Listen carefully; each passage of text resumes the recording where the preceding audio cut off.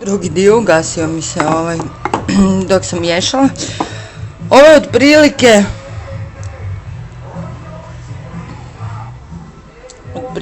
to.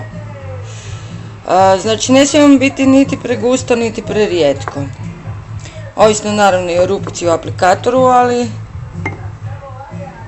evo da vam stavim tu na svjetlo da se bolje vidi. Znači nešto tako.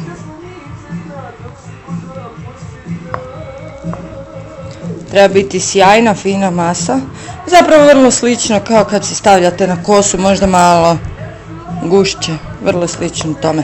Ljudi još znaju dodavati nekakva eterična ulja, recimo eterično ulje klinčića, iskreno zaboravila sam zašto. Ono što se sad treba napraviti je da se napune aplikatori ili da se ovako stavi u zdjelici preko noći. Ili tako, barem jedno 5-8 sati.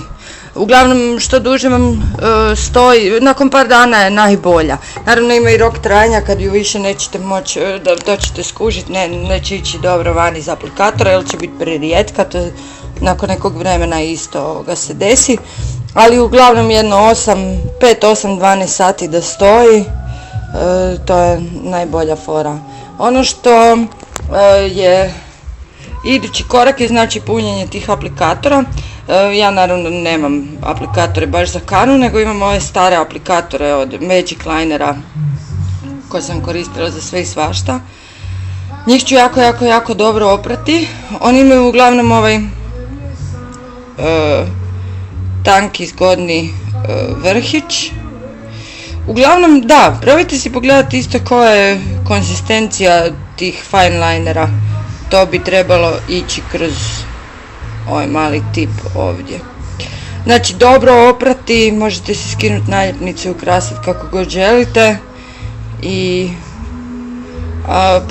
punite žličicom, to je malo ovak duži proces, neću ga snimati jer mi trebaju ove 2 ruke.